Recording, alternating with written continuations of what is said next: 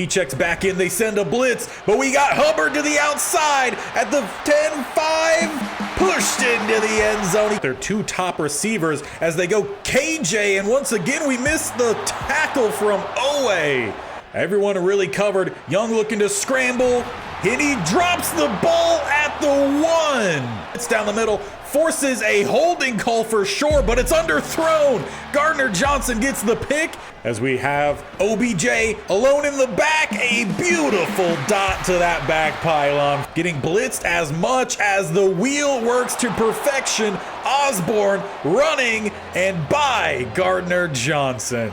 Rolling to the outside, Stockton. Why can we not cover these outside routes and get tackles downfield? Vikings for him as they go downfield over the top of Newsome. It's Poole headed to the end zone. Needed here as we got Chenault. The ball comes up well short and behind it. Get some stops on some running plays as they do go Vernon, who slips the tackle for us. As it's out for Chenault, the ball is just awful there from Young. Adjustments weren't made. No one was getting open. We couldn't cover anyone downfield. And if you can't do that, you lose. And a game like that really emphasizes where this team has its weaknesses. And unfortunately, but also fortunately, we can immediately start to address those weaknesses as we have reached our off season. One and done in the playoffs, but it's a good thing for the Panthers. They finally made it back to the playoffs, and the season officially ends with another Kansas City Chief Super Bowl. 30-23 against the Dallas Cowboys. Isaiah Pacheco is the Super Bowl MVP. You can see the yearly award winners over on the right-hand side. Now, while it doesn't show any of our guys there, we did actually have some award winners. On top of that, we also had some Pro Bowlers. Most of the awards and Pro Bowlers did go to the offensive side, not as much for the defense, but that is still a very young, promising group where the offense actually I felt like needs a lot more work. So that is going to be probably the primary focus this offseason, is adding more guys around Chuba Hubbard. Because as we saw late last year, whenever Chuba Hubbard was taken out of games, whether it was from injury or just defenses took him away, we struggled with just Bryce Young. So that is going to be the focus moving forward today. But of course, we start off looking at retirees, and it's what we expected would happen. Cameron Jordan does retire. He was 36 years old. He was essentially a coach for us this year. Didn't get that much playing time, but when he was out there, he did okay. Nothing too flashy. As for the rest of the retirees, big names at least, CJ Mosley, Harrison Smith finally retires, Glasgow, Derrick Henry, Jason Myers, Stephon Gilmore, Hopkins, Aaron Donald is finally retiring, Devondre Campbell, Levante David. There's a lot of big names here as we'll just go through the rest of the list. So there's, I would say, the top tier guys from at least the last 10 or so years, maybe more so around 7. They are all done. And do we round out with any coaching retirees? No, we don't. But as for our first real bit of off-season work, we have to decide if we are re-signing some guys, and for Bryce Young, if we are giving that 5th-year option. And I pretty much am just going to go ahead and do it. He's at times going to be a great quarterback. He definitely has struggled at times as well. We need to put more guys around him, more so for the receiving group, and then I think we'll see a lot better from Bryce Young. So we will accept the 5th-year option on him. Now, next up is Isaiah Likely, and he was actually a Pro Bowler this year. And I don't think his play was awful by any means. I just don't think he was a game changer. And at 26 years old, 75 overall, you could find that with a lot of different options. Plus, he is just not that interested in re-signing. So we may come back to him in open free agency, but for now, we will be moving on from Isaiah Likely. And honestly, that's going to be pretty synonymous throughout the entirety here of the re-signings, as players on the older side just not that interested in coming back. Grover Stewart, he did regress a little bit. I want to see what options we have in open free agency. Again, we may still come back to him. Max Mitchell, he's looking to be a starter somewhere and not just a spot starter due to injury. And he doesn't quite fit what we plan to do with our offensive line moving forward. So while he was a great help for us, we will move on for now. Now, one of the UDFAs that we brought in, Taylor Murray. He was that speedster. He doesn't have a whole lot of interest in re-signing, and it's actually going to take a good bit of money to get this offer in. So I don't plan on offering it now, though he's someone, again, I'll look to bring back in open free agency just for that speed and potential return man possibilities. As for Ty Barlow, again, doesn't have a whole lot of interest. We definitely went more so buried this year. Jermaine Oliver, he's another one I really liked as a UDFA linebacker. He had to step in, start a few games, and he played really well. He too is just not very interested in returning. And if these guys aren't interested, we're not going to put in offers at this point because you have to pay way too much. So we're letting everyone go. Hayden Hurst does have interest, but he's 33.71 overall. We'll look to go in a different direction, though he was great for us the first 2 years. Saw his play regress this year. Now, surprisingly, David Andrews did not retire, and he doesn't have much interest in coming back. He was a Pro Bowler and I think a yearly award winner for us, if I'm not mistaken. Bradley Bozeman, we will finally be moving off of, getting rid of that heavy contract. OBJ, he didn't retire either, moving on from that. Preston Smith was awful for us, no interest in bringing him back. Definitely want to lock down a long-term offer for Cole Ford. Connor Main, I don't really care that much about what he did for us punting, but Cole Ford, this is like a Tucker situation here. We want to lock him down for a good long time. No idea how long this series is going to go, but I want him locked down for the remainder of it. So a 5-year deal here, $7 million per season. He likes it, and we do actually sign one person here in the re-signing period. But before we go and actually start signing players, jumping into open free agency, let's talk about the plan moving forward with this roster. Well, obviously, Bryce Young, I mean, he's an 89 overall quarterback. Unfortunately, Madden 24, all Madden, even with sliders, it's just not a great ratings-based gameplay. Because Bryce Young has tremendous accuracies, but clearly we've seen those not been great. The receivers haven't gotten open, and we've never really had that top-end receiver, so definitely going to look for that. We do need to bring in just some depth for the running back group, and maybe actually find a true fullback this season. Now, receiver is definitely the main thing I want to fix with this offense. Rashad Bateman, he was solid. I wouldn't say he was great, but I think he could be a pretty decent number 2, when healthy at least.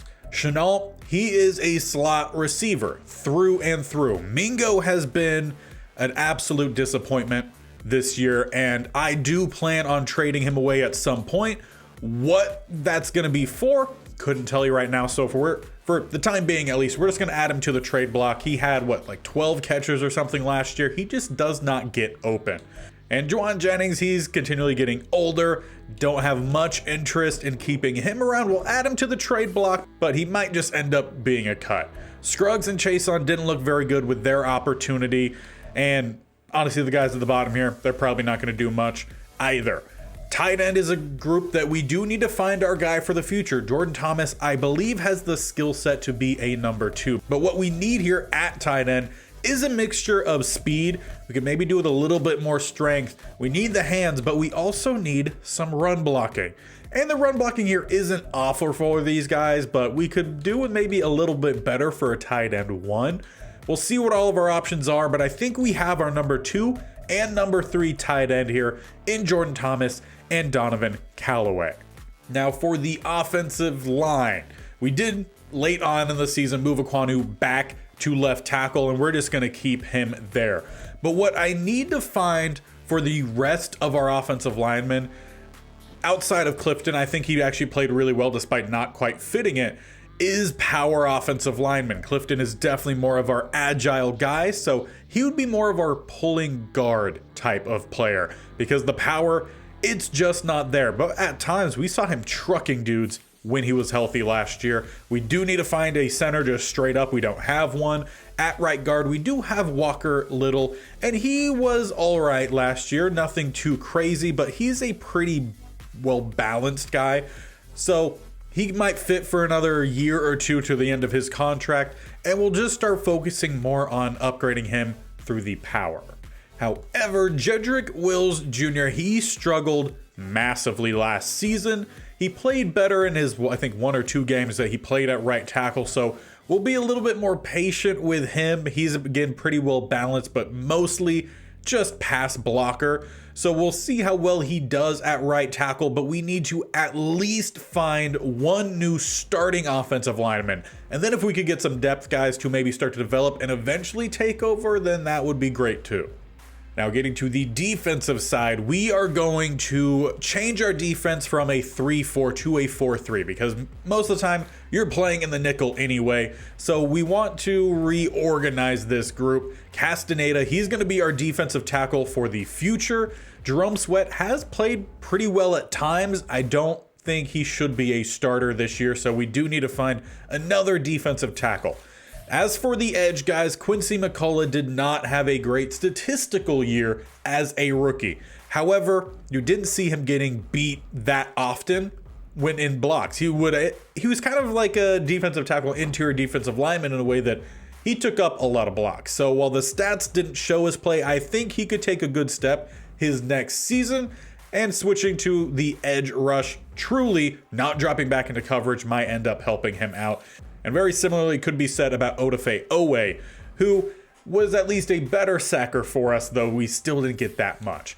The off-ball linebacker group, though, that is going to be great for the future. We do need to find some depth. Switching to the 4-3, we're going to have Stockton, Hartwell, and Hodgins all listed as starters, so we really need some more backups as we only have one, though we could look to bring back Oliver, and that would definitely help out. As for the cornerback group, I don't think there's anything we really need to do here. If we do anything, it's going to be something like Devontae Johnson getting added to the trade block. We obviously brought him in, I want to say it was the beginning of last year. He has some good ratings. He could be a starter somewhere, so if we get a good offer for him, we'll definitely listen. Safety-wise, if we are to keep Gardner Johnson, he is to move to strong safety, and we need to find a true roaming safety. I don't think Sidney Brown did enough to solidify his spot there at strong. So he is another player that I'm going to add to the trade block. And we're going to be listening because these are all the weak spots, the groups that we had to rotate this year. So we're not going to put a lot of money into the guys we already have if they are not proving to be real starters. So with all of that said, here is the free agent group we have, and there are some decent 80 plus overalls. We actually scroll down a good bit here, so we should have plenty of options to try to fill our needs. However, receiver is not going to be something. We're going to find a great guy for the future here. Highest overall is an 83 Tyler Lockett. He's 33 years old, second best at 30-year-old Cortland Sutton. This would essentially be a Rashad Bateman level signing. I was hoping we would have something a little bit higher. So as for now, I don't think we're really going to go after any of these guys. Maybe someone like Romeo Doubs could be a decent option. He's looking for around $7.5 million per season for 3 years. Looking at his player card, he's just a normal dev, so nothing fancy there, though decent size. He's got pretty decent, a solid floor for the route running, but it's nothing spectacular. Again, it looks very Rashad Bateman-like, and I don't think he would really elevate this team compared to guys we already have. So we will have to instead look for either a trade or perhaps towards the draft. We'll have to take a good look at the receiver group there. As for tight ends, Dallas Goedert is available. However, he is 31. Would be a really good signing, but yeah, a 1-year stopgap. I would rather find a rookie to put in there. Now getting to the offensive line, where we do need to find at least a starting center, and it could potentially just be a stopgap situation like a Joel Bitonio. And if we want a pretty decent overall, they would have to probably be Bitonio to move to center because the highest rated center is Ryan Kelly, who is a 79. So there's not really any high overall interior offensive lineman. So he is a pretty well balanced guy, actually, not really favoring much of a difference between finesse or power, so he could be pretty solid right down the middle. Again, would be another stopgap situation for us. Buy us some time and maybe try to progress someone through a draft, or maybe end up making a trade next year, see what's available next year in free agency. Those are the options. So for now, let's put in a 1-year deal. We have a lot of money, so we can hand over a good bit of money here to Joel Bitonio. We'll end up raising this up a good bit because he doesn't have that much interest in coming to us. Will end up being a $23 million offer, still leaving us with a good amount of cap space. So we'll put in that offer, and that puts us at least in the running with a couple different teams. Now getting to the defensive line, we really need to find a good run stopper right down the middle. And at DT, there is DJ Reader, 32 years old, Grover Stewart, 32, Onyemata, 33. So the top guys here are all on the older side, and neither one of these two have a great bit of interest. Strength is going to be better with Reader. He does have a couple other contract offers in. Block shedding, very similar, and awareness, pretty similar as well.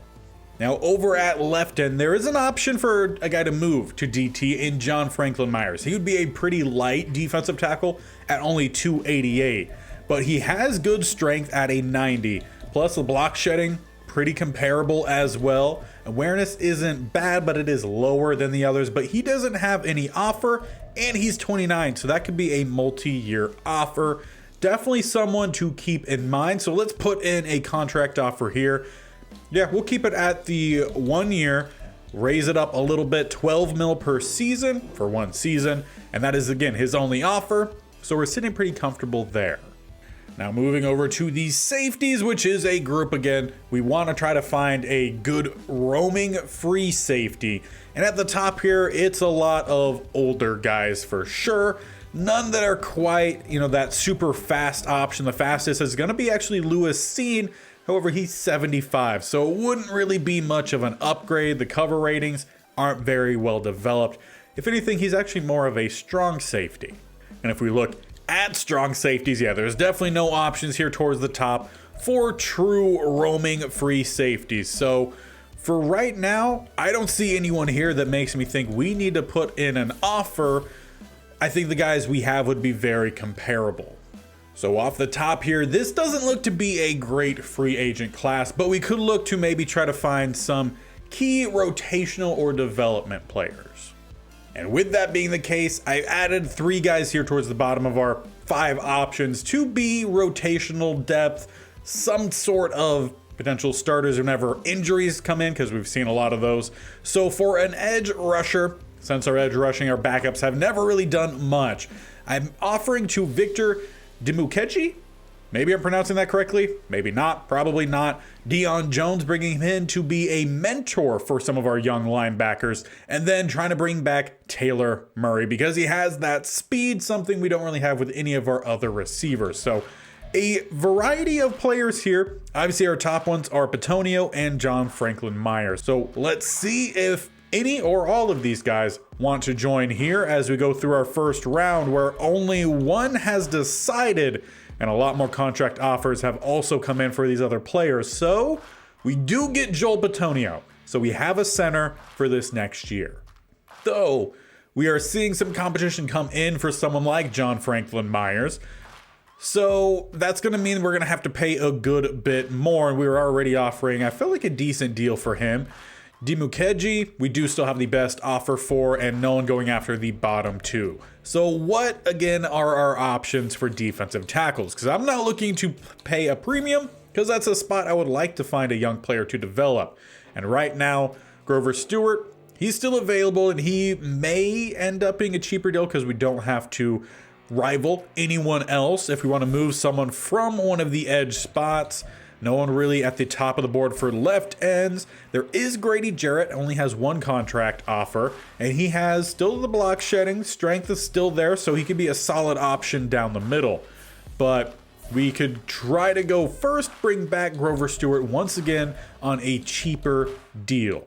We'll put in that offer, and then with that, we will go ahead and take back the offer for John Franklin Myers. We're not trying to get into any contract bidding wars here. Now, one thing that could be fun here at receiver, I was looking for a mentor to try to bring in for that group. And Adam Thielen has still yet to hang up his cleats at 34 years old. It would probably be his final season, but he's still sitting at an 81 overall, so not too bad. Star dev still. Route running, hands, release, everything is still there. Even if he's not a starter, I still think that would be a fantastic player to try to bring in, and I don't think it'll be all too expensive. He's looking for between 8.5 to 9 mil per season 2-year deal, definitely not going to do that, but we'll bump around these numbers a little bit here and we'll put in a small offer for Thielen. If he takes it, great. If not, fine by me. We have a bunch of other options. So once again, we're going to go through a round. He does have a couple other offers as well from the Broncos and the Seahawks, but they're all thinking pretty much the same as myself. Just put in a small offer. If he takes it, great. If not, fine by us. And no one decided on any of these offers. Grover Stewart, still the only offer. Still a tight race between Thielen. Still have the edge on Victor Dimukeje, Deion Jones, and Murray. So let's go one more time. 2 have decided. And we do bring in Deion Jones. However, we do not bring in Adam Thielen. However, as we move to stage 2, we do still end up bringing in a mentor receiver. It's just in Brandon Cooks. Going to be a little bit faster, but the other ratings a little bit lower, but still is going to be that mentor for our receiver group. Now, as for the rest of our targets, I did add Jermaine Oliver back into this group, and we are leading the charge there. Falcons, they're also put in an offer because they know just how well he actually played. Still in the lead, the only offer for Murray, in the lead for Victor Dimukeje, and a close race here with Grover Stewart. I don't want to offer any other big contracts here, so if he takes it, great. If not, then we'll just have to find a guy in the draft or potentially even after, or Jerome Sweat gets the start once again at DT. We've got options as we evaluate one more time. 2 guys decide, and we do bring in Victor Dimukeje, and Oliver does return. So for the most part, we've gotten pretty much everyone we were looking for here in open free agency. And now the DT decides, and Grover Stewart is back for the 3rd year. Okay, now it just comes down. Can Taylor Murray go ahead and take his deal here? He's going to push it to the 3rd stage.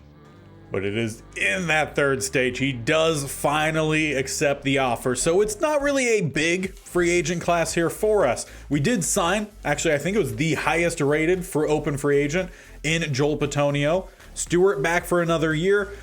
We'll see. We'll still look at the defensive tackles in the draft class for sure. But with that signing, we don't have to push for it early on. Brandon Cooks comes in. We get a depth rotational edge rusher. Deion Jones, a mentor for our linebackers, while also bringing back Jermaine Oliver. And we bring back Taylor Murray. Whether he gets some receiving snaps, we'll see, but he's definitely going to be our returner with 98 speed, 98 agility, and 99 acceleration. I'm happy to have him back. And now we could shift our focus to talking about the draft and talking about the prospects first and foremost. Now, the main thing we need for our offense is a receiver. We obviously weren't able to sign any big name guys, and there are a lot of options here in the top bit of the draft, 2 top 5s. And I would say of the top 5s, my favorite receiver might actually be Jared Randolph, but he is a top 5 receiver. So I don't see a way in which we're going to be trading all the way up to get him, because we have a lot of holes everywhere else. So getting to spots where I think we might be able to make a pick and finding someone who looks like they might be pretty good for us, there is an interesting option here in Glenn Faust. Not sure if that's how it's pronounced. I think. Let me know if I'm wrong there, but he's a big dude. 6'4", 235, 21 years old, out of Michigan. But with that big size, he's actually, for the most part, a pretty decent athlete. The only thing he struggles in is 3-cone, where that was in the upper 6-second, but everything else looks really good, and he's pretty strong as well. So that would be, again, a different style of receiver than we have used. He has really good short and deep route running. Medium, for some reason he can't do. Release isn't polished yet, but that's something we could work on. Hands look like they should be coming in really well. He could break some tackles, got good vision, awareness. Everything there looks really good.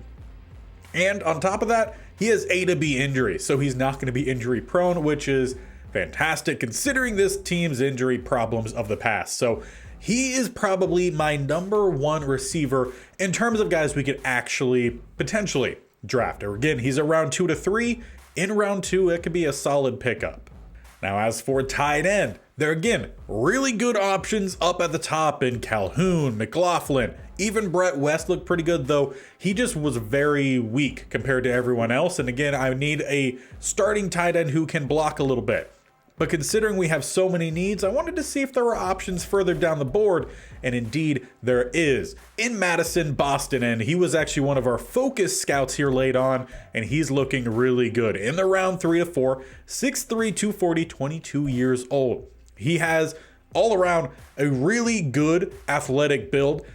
The strength could be a little bit better with him, but it's going to be all right. Most of these guys aren't very strong. He's got the run blocking though. Medium route running is fantastic. He is injury prone, D to an F. But with him, we would have 3 really good tight ends. So I would be solid with him, plus Jordan and Callaway. Hands, route, I mean, everything is there with Boston sitting in the middle of the draft. And I've actually found quite a few guys like that at several different spots. There is also Richard Kroom, which could be an option. There's a lot of tight end options for us. Offensive line, most of the guys that we would want, the power guys, are going to be higher up in the draft. So I'm not that focused on any offensive lineman this draft, considering we did bring in Bitonio. If someone falls to us, fantastic. We'll still take a look at them in the later bits of the draft, but again, not of high priority. Where we do want to find someone is the future for the defensive tackle. And there again is a guy here at DT who looks really good, and he is later on. Down here in Terrence James, around 3 to 4, listed as a run stopper. However, his highest attribute is actually a finesse moves. He's 6'5", 305. He's not a very big body guy, but fine by me. 22 years old, out of North Carolina. He's got some strength. He's got some speed. All around, he could be a solid defensive tackle to develop behind Grover Stewart for a year, or maybe even see some playing time if we're able to lock him in. A to B injury plus impact block, A tackling, hit power, finesse moves, B block shed, and play rec. There's not much for the power moves. I would like a power rusher down the middle, but it is what it is. I still think he could be a very, very solid interior rusher for us. And again, round 3 to 4. Outside of him, there are some other options, a little bit actually higher. Sam Good at right end could play down the middle at 6'6", 310. And he has A to C block shed, listed as a run stopper though, and the power moves are a B. So at worst, that's a B, maybe even an A. He would be another solid option if available. And then at left end, there was a guy that I liked. However, he's more of an edge option, and that is in Tracy Andrews. Around 1 to 2 projection, true talent is round 1 with B block shed, A power moves. If we were completely sold on our rookie from last year and McCullough not being the guy for the future, then Tracy Andrews could be someone that we go after. But I want to give McCullough one more season at a true edge rush. Now getting to the linebackers, really only looking for depth for this linebacker group, considering we are moving to that 4-3. And there is one option here later on that looked actually really intriguing in Lawrence Drummond out of Florida State. Looks very similar to all of the linebackers we've picked. Would be great depth by the looks of it. Something we could definitely go after. As for corners, nothing that I'm particularly looking to go after here. I have only 4 guys on the board. However, in the round 3 to 4, there is Sean Rudd out of Minnesota with B zone coverage, B to D man. There could be no man coverage there, but still it looks intriguing and something we could take a chance on, considering the press may also be there. But where I feel like we may be going here in the first round is at safety, because that is a group we need to lock down. And there are several options. Tyler Edwards, he was one of our focus scouts here in the offseason, and he does look like he could be that roaming safety that we're looking for at 5'10", 225, 22 years old, out of Bama. He's got some decent speed, a little bit of some bench reps as well. By a little bit, he's actually 3rd here for all the safeties. But all around, a really good athlete, and we know that he can cover, has man, has zone, so depending on if we need to switch around the safeties, as we did this last year, he could do that. If for some reason he were to go and we did not select him, then there is someone like Gerard Howell who looks like he could be pretty solid. Later on, there is actually a zone archetype here for a potential undrafted. We didn't find out a lot of information on him, but he looks like he actually could have some potential, even with Chris Wagner. So that might be like a 7th round selection for us. As for the strong safety side, there are some options to potentially move over to free.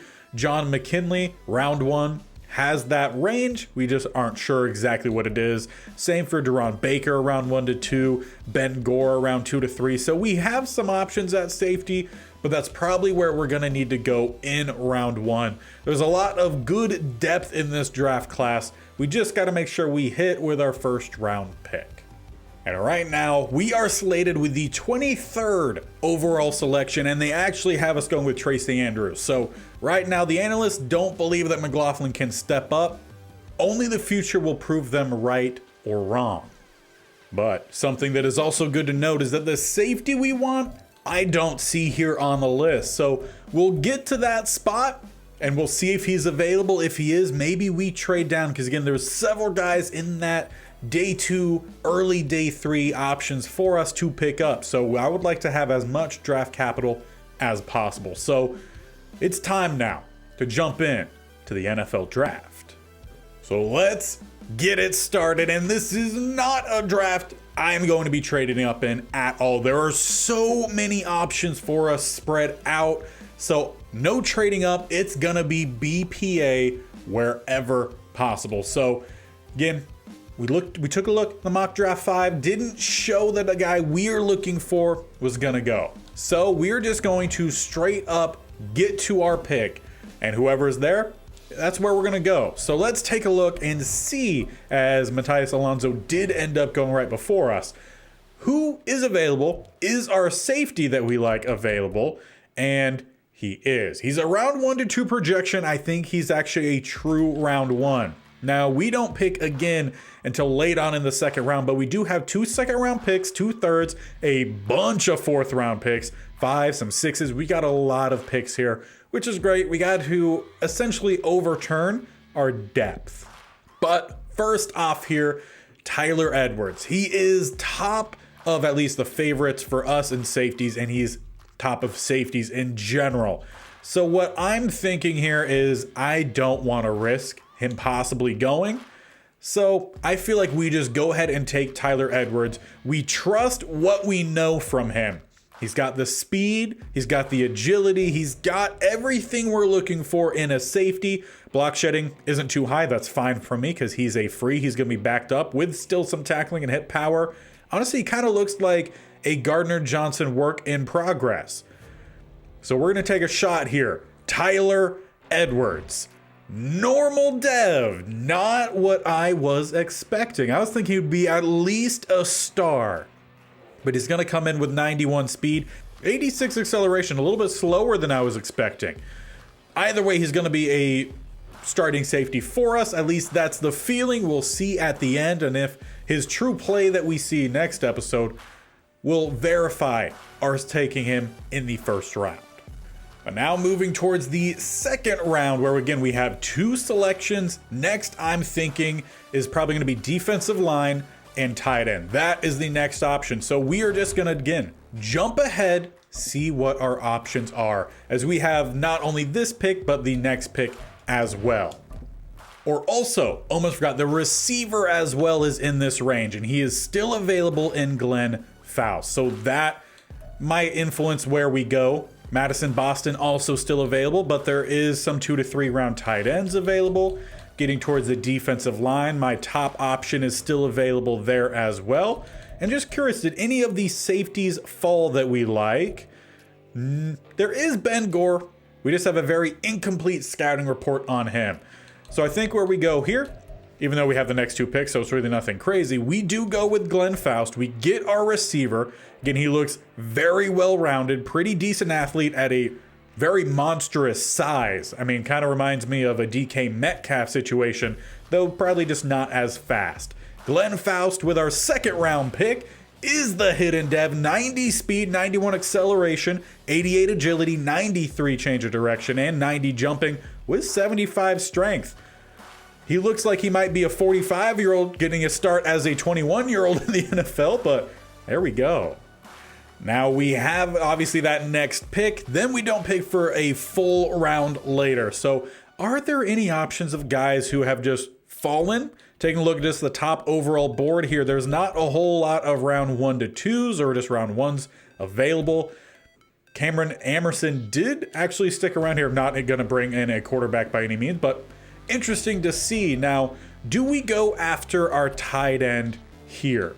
The best option we have by the looks of it would be Madison Boston, a round 3 to 4. He could end up going by our next selection. So it would be the safest option to bring him in here. And then the defensive tackle. He is no longer available. Or actually, if I just scroll down, because I forgot I was not looking at my favorites, Terrence James is still available. Okay, no problem, but he could potentially go still before our next selection. So that is something to keep an eye on. But it is good to also note that there are quite a few defensive tackles above Terrence James. So what I say we do here, we go with our tight end because that is a starting position of need. Then take it slower the next time, and maybe we do end up trading up to bring in that DT. But Madison Boston is our next selection, and another normal dev. They're getting me on these ones. I definitely expected him to have a dev trait. He could earn one, but he comes in with 85 speed, 87 acceleration, 86 agility, decent change of direction and jumping, some solid strength. We'll see what the ratings are at the end, and either way, he's going to be seeing playing time because we do rock some heavy tight end looks. But as mentioned from here, I'm going to go just pick by pick and hope that our guy does not go. And I've gotten ahead a little bit here, but we've had a run on defensive tackles that have gone. Now, we're not going to trade with this pick because it's the Saints. But as it stands right now, I believe there's only one more defensive tackle available, indeed, before Terrence James, and it is KC Palmer. So it looks like we're going to need to make a trade, but again, not going to do it with the Saints. It would have to be with the Giants. So Saints, don't you do it to me here. And of course, they do it to me there. I wasn't going to trade with a division rival. So Terrence James does end up going to the Saints. We're going to see him twice a year. That is unfortunate. It wasn't necessarily a position of real need because we did have Grover Stewart. Gives us an extra year there, but I was really looking forward to Terrence James. And taking a look at the available board, there is still the receiver in Fitzsimmons available. He doesn't look very good, so I understand why he's available. There is Palmer. He's currently the second best player on the overall board. There are some corners that I'm just not interested in bringing in. Some more tight end. We could potentially look at the receivers. What options do we have available to us that we like? Some day 3 guys. Probably not going to bring any of them in. Any running backs here sitting in mid-round? Well, there is Chauncey Jackson out of Oklahoma State, around 3 to 4, and he does actually look to have some pretty good ratings. He's top. Honestly, most of these guys here actually look like they could be pretty solid, so it doesn't look like it's a position we need to address right now. Offensive linemen, anyone that we like that have fallen and would be a good spot to pick up here? No. So then getting to the defensive side, how about safeties? Any safeties we like? No. Okay, linebackers, there is a round 3 to 4 speed rusher in Sheldon Green. Let's take a look at him. Out of Beth Cookman, 23 years old. He did not go to the NFL Combine. He's not very strong, not super fast. Has the potential for, or should actually have some pretty good finesse moves, A to B. But the block shed is not quite there. Power moves, I mean, not a bad option. That feels more like a 4th rounder to me, especially at 23 years old. So with the targets we were looking to take here in this 3rd to 4th round now gone, I think this could be a perfect opportunity to take a look at maybe making a trade.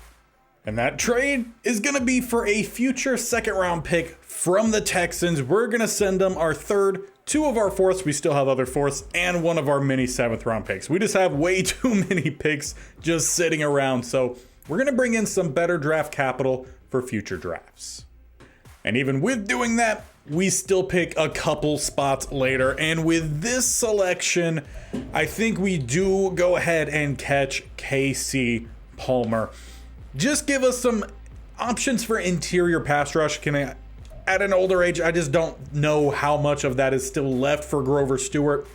So Palmer, 6'5", 300 pounds, 21 years old, out of Oregon. You can see the player notes on the left-hand side. He is a power rusher. That was something I was looking for. And he comes in with a sub 5-second 40. Pretty decent bench reps for being that rusher. Overall, pretty good athlete. He has good play rec. He has good awareness. And who knows, maybe the block shedding is actually better than expected.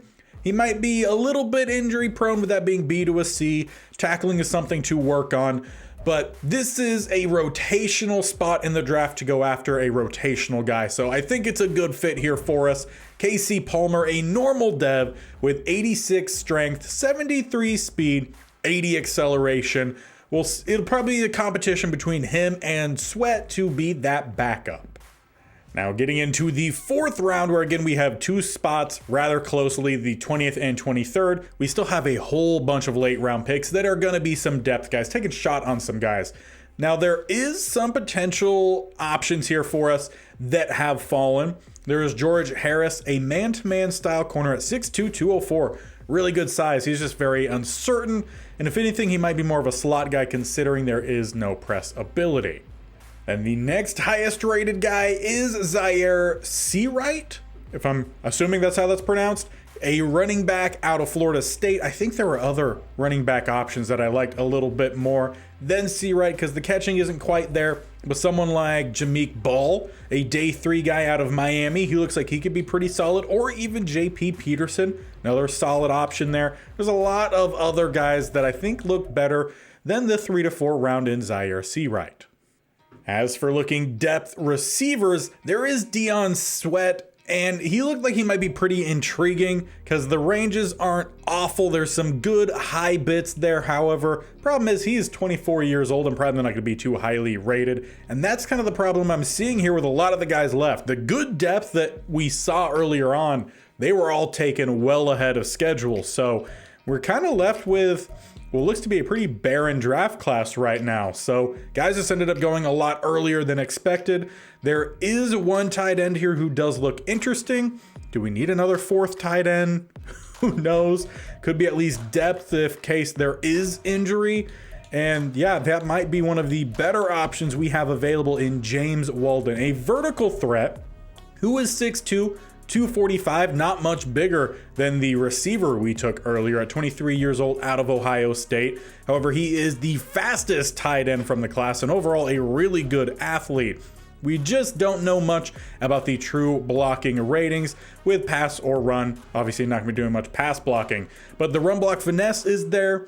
Deep route running's there. All around there is some really good little bits here and there. And we said at the beginning, we're going to be taking BPA, and James Walden looks like he might just be that. So double dipping at tight end. Now we get the hidden dev with 84 speed and acceleration, 70 strength. Our tight end group, I think we're set for a good bit. And moving ahead, just a couple more spots.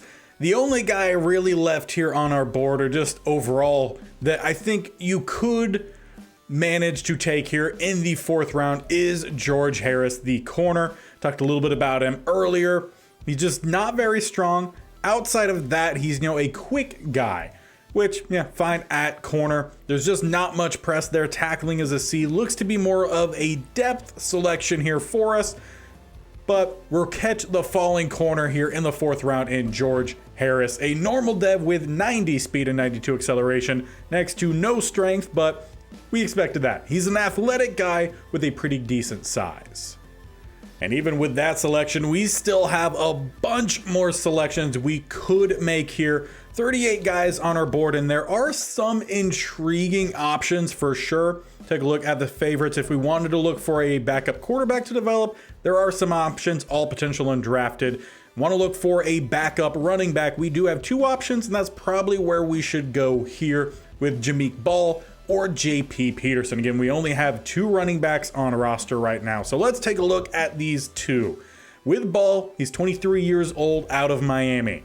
Decent speed, pretty good strength, And his skill sets, they're pretty much all a range, but the main ones we know is B-ball carrier vision, break tackle, carrying, and spin move. Stiff arm is an A, trucking is A to C, injuries A to C, and catching is all A to C. So not too bad. Comparing him to JP Peterson, who was 22 years old, he is going to be a little bit slower. Overall, just a step back in terms of overall athleticism. And the skill sets, pretty close. You're going to have higher break tackle day one, but the ranges all look about the same, if not slightly lower. I feel like Jameek Ball might be the better overall guy day one. And considering they're not going to get a whole lot of development, I think it's probably better to go with the higher overall day one. So let's get a backup running back here in Jameek Ball. A normal dev with 90 speed, 83 strength, 91 acceleration. Definitely, I feel, is a very equivalent replacement to Ty Barlow. And I think with our 7 selections we still have left, we will probably only take 1 or 2, but I want to see what we have left here at safety. See if there's anyone quite intriguing. No, looks like the intriguing ones did actually go. No one left at corner, outside rush. There is some linebackers. But yeah, they don't look fantastic. Any sort of defensive lineman available, some potential undrafteds. There is a day 3 talent, at least in Roosevelt Winters, but he just has the power moves next to nothing else. We could probably find that with a potential undrafted offensive lineman, all potential undrafted if even available. We don't need any more tight ends. Receivers, these guys that we have left. Casey Pointer, maybe, though catching is a little bit low. Or you go with the opposite with Michael Saunders, who's going to have less release but better catching. Let's take a look at these two, see if they're an option here for us. 23 years old is Pointer, and he runs about a mid 4.5. Overall athleticism, not great. Medium route running, not good. Deep has some potential. Same with short. Not a bad option. Then with Saunders, 22 years old, and a better athlete, though still not quick or agile. An F injury with no route running. I feel like the better option might be Pointer, who has A to B injury. So he would at least be able to develop a little bit more. Let's get a depth receiver here in Casey Pointer, another normal dev, 87 speed, 91 acceleration.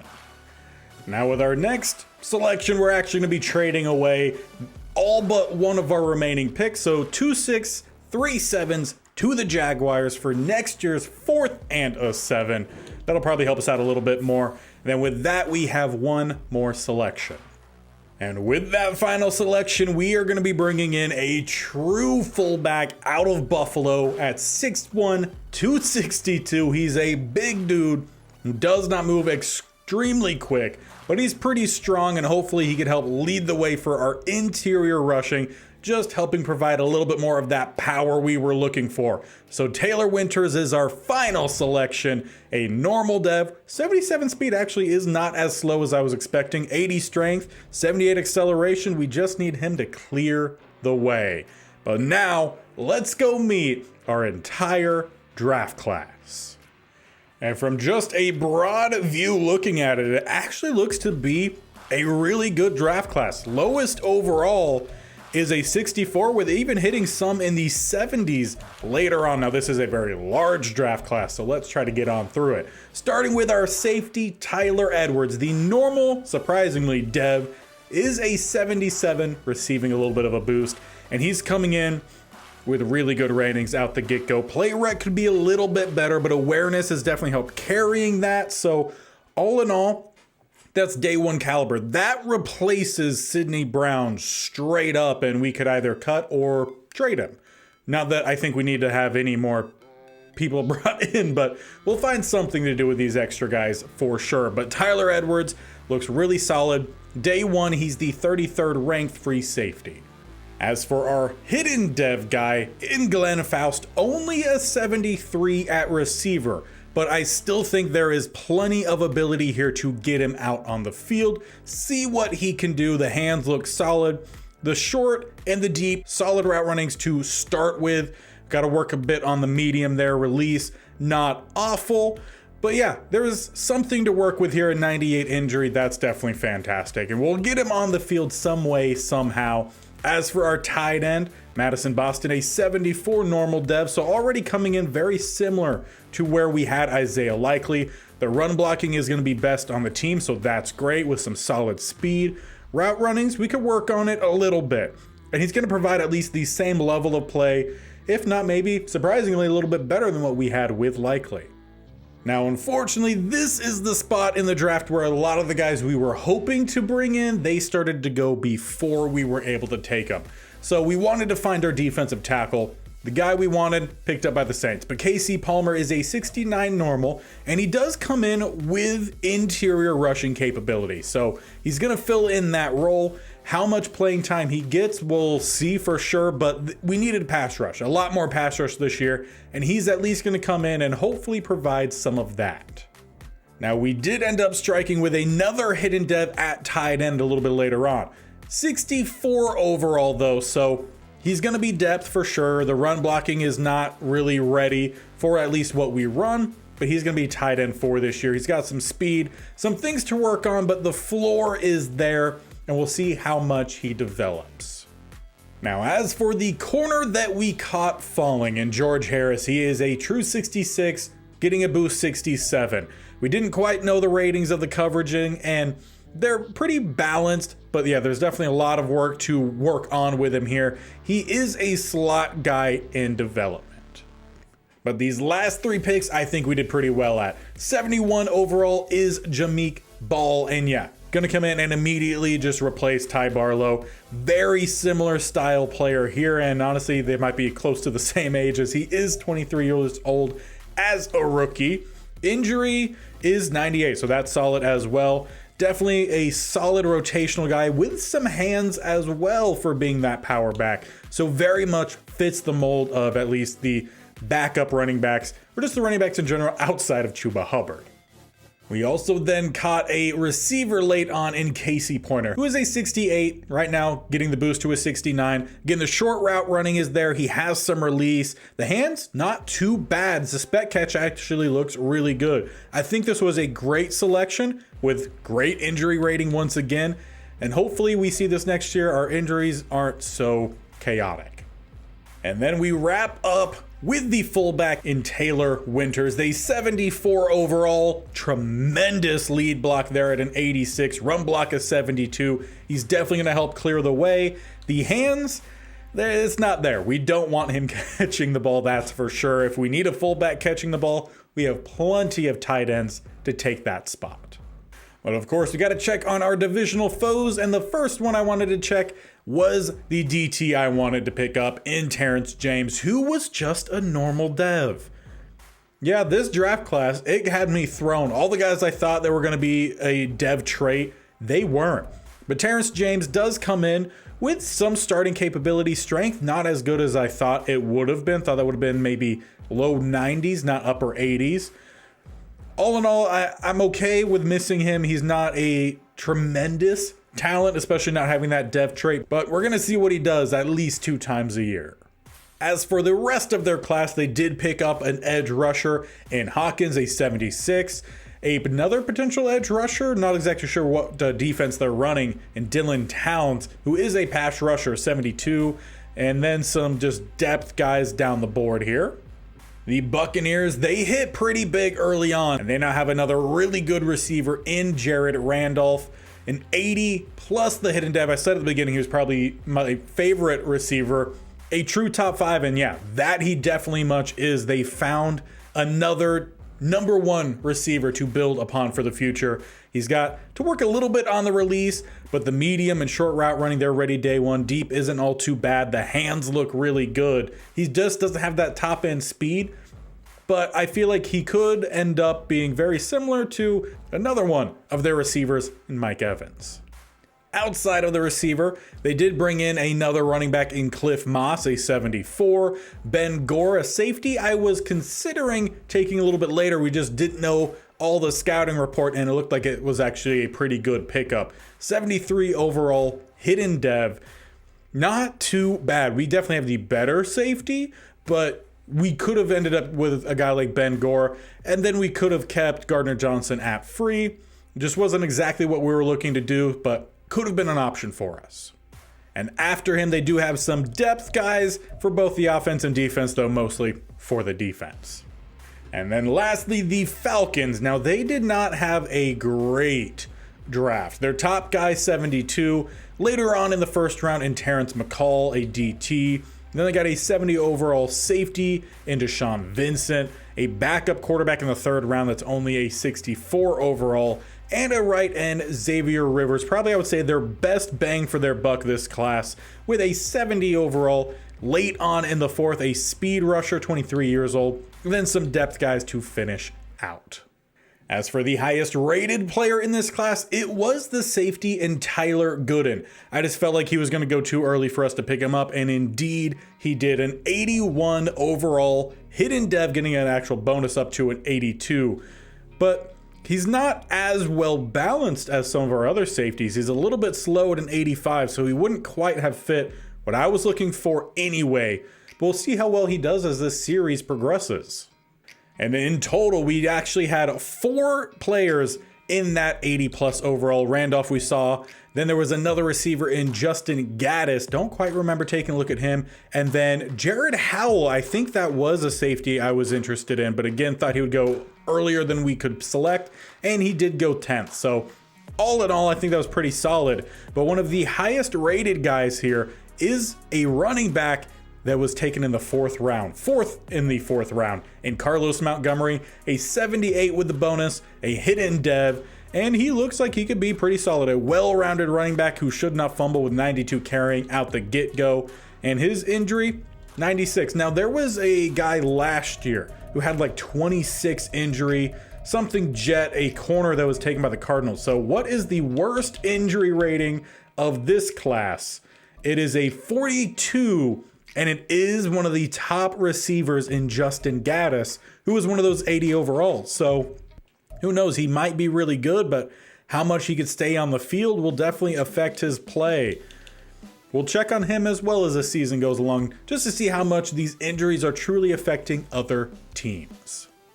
But for now, that will do it for us for the off season. We are going to be right back tomorrow with week 1. I'll get the roster fully set, get us through preseason, get everything ready for hopefully another go at the playoffs. We definitely made some improvements. Well, no position group got any weaker. I feel like, I was going to say maybe DT, but we did end up bringing back Grover Stewart. So if anything, that just stays the same.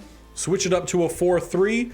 And hopefully next year we see everything come together a whole lot more. We have so many guys on roster that are kind of just going to be extra perhaps. So if by the week 8 deadline we're not liking a certain position group, well, we could definitely then make some trades, opening things up a little bit more for us in this 4th season already.